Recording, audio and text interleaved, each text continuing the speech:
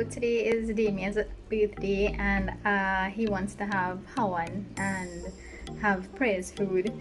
So I'm busy preparing that, and of course I'm gonna share it with you all. I always forget to finish out my vlogs. Clearly, I'm not really good at vlogging, but still at it. And I'm going to make lapsi and suhari, and I am going to make pumpkin and bhaji. Dashin bush bhaji is my favorite, and Channa and aloo. And did I forget anything? Mummy dal puri roti. So yeah, I'm gonna share this all these dishes with you guys, and they're gonna be kind of fast paced, right? So yeah, let's get cooking. So the first thing I am going to make would be my dashin bush bhaji. So separate your leaves from your stems. And I grew up with my grandmother, and what she used to do is pull out the tips of just break off the tips of your dashin bush leaves. There's this little pointy little piece at the end, and she used to do it, so I do it now. And the stems, you want to just peel off that little thin layer from the stem, and then you can chop them into small pieces, and it's going to melt down, so it doesn't have to be real small or real big. It will melt down anyway, so just chop them up really quickly. And now we're going to cook our dashin bush. So I am using hot pepper, garlic and onions, and of course you want to put it into a pot with some heated oil and just leave it to get really nice and golden brown or caramelized, as they say. Then you're going to add your dashin bush leaves, and this of course it melts down really quickly, so I like keeping my flame low for everything.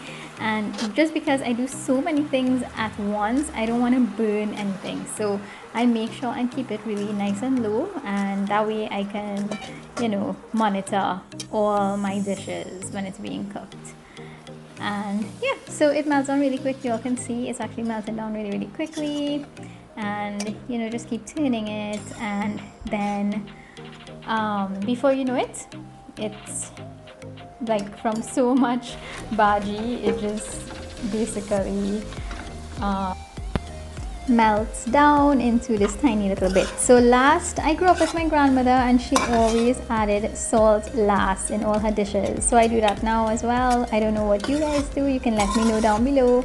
So I always use Himalayan pink salt, and there we go, bhaji finished. So it doesn't take very long at all. This is really quick, and I topped it off with some hot pepper just for it to look cute and pretty, but I don't care for too much pepper.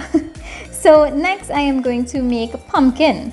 So in goes some oil. Make sure your oil heats up, and add your onions and hot pepper and garlic, and wait for it to get really nice and golden brown or caramelized. I added some whole jeera and just give it a little stir. And next I'm going to add my pumpkin. So my pumpkin was actually frozen. I freeze a lot of things, so whatever I can save, I don't like anything wasting. I try to freeze it so I can make it at a later date. So on the top of my pumpkin, I added a little bit of jeera, some masala and sugar, and I think it gives it a really nice flavor, just a tiny bit. I took my pepper out before I started to squish it, because I don't want this to get too hot or too spicy and I can't eat it. So to finish out my pumpkin, I am adding a little bit of jeera, and salt goes in last, and there we go, pumpkin, yummy. So now let's go straight into chana and aloo. So add some oil to your pot, make sure it heats up really well, and then you can add a little bit of methi and whole jeera. Then you can add your favorite curry powder, a little bit of ground jeera, and a little masala, and a little bit of turmeric powder. So give it a turn, cook it a little while, maybe about 2 minutes on low heat, and then you can add your aromatics, which would be your garlic, onions and hot pepper.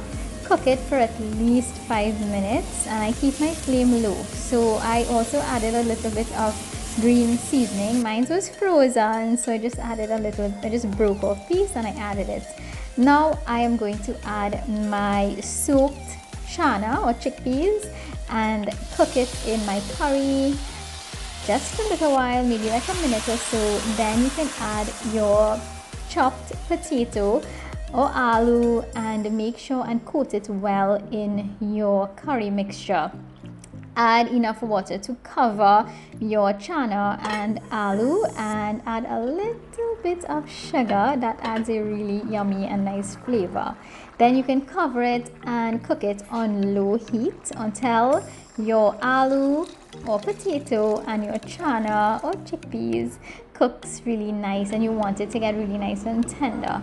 So you will see every time I remove my cover, I will make sure and check it by squishing it against my pot just to see how soft it got. And I don't think it's soft enough just yet, so I would add just a little bit more water and keep boiling it. Now ideally the best thing to use for this will be a pressure cooker, but I don't have one, so I just have to boil it until it gets really nice and soft. So once it's cooked and it's nice and soft, then you can squish it down a little bit, not too much, because you don't want to get too thick and you don't want it to get too mashed up. You know, you want some of your chana to be whole as well as your potato. And I like adding a little bit of fresh bandhania on top. It adds a really yummy flavor to it. And then don't forget to add your salt. So there goes chana and aloo. So yummy, I cannot wait to eat it. So next I am going to make one of my favorites. I love soya. So oil to your pot, make sure it heats up, and then I'm going to add garam masala. So you can get garam masala in the supermarket. Just make sure and look for the packet that actually says garam masala. So these are all my ingredients, and the first thing I'm going to add to my garam masala after cooking it for about 2 minutes on low heat, I added my aromatics, which again would be my garlic, onions and hot pepper. Next in goes my seasoned soya. So I seasoned it really well with salt and green seasoning, and I'm now adding it to my garam masala that was cooking on a low flame for about 2 to 3 minutes. So now I added a little bit of chopped tomatoes at the top, and I'm just going to cook it for about 10 minutes. And when it's finished cooking, I am going to add one of my favorite ingredients in almost any dish, coconut milk.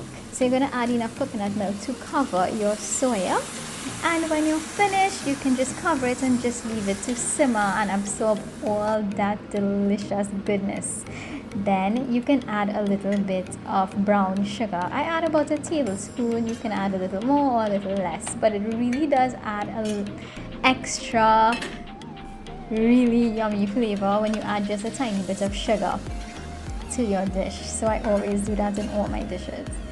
So you're gonna just give it a stir again, and once your soya is almost finished, then you're gonna add some jeera to the top and cook it for an extra 5 minutes or so, and you're good to go. So also on this day I made lapsi and suhari. So I promised to share this recipe with you guys on another day, but this is such a long, I mean it's not really hard, but it is a little bit intricate, so I did not want to film it.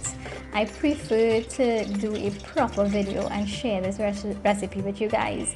I do have a recipe making it, you know, it is it's on 103 FM. You can look for it, lapsi and suhari.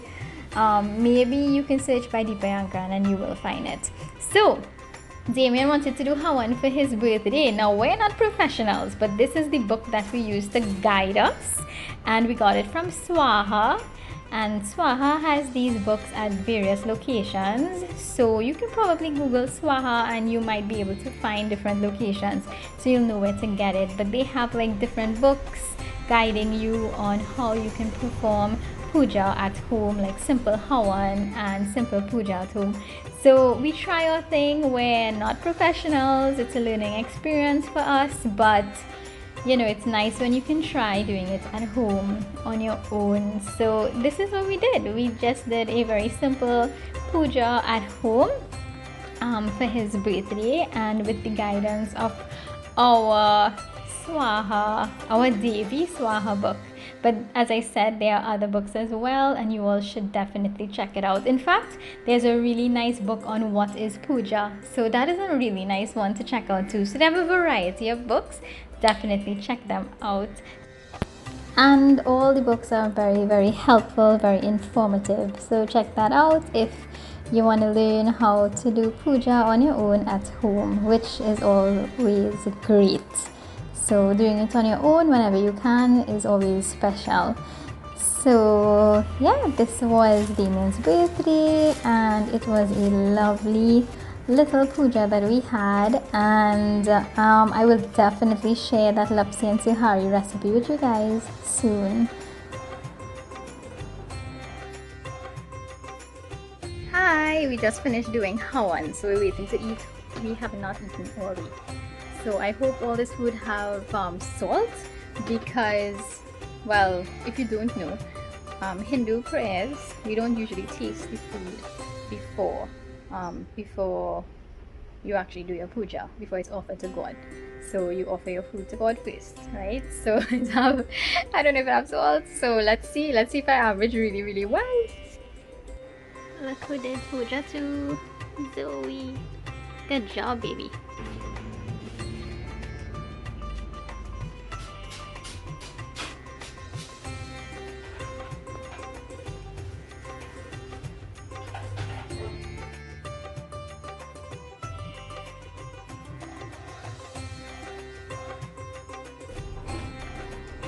How the food looking? They're all good. You think it'll have enough salt? Yeah.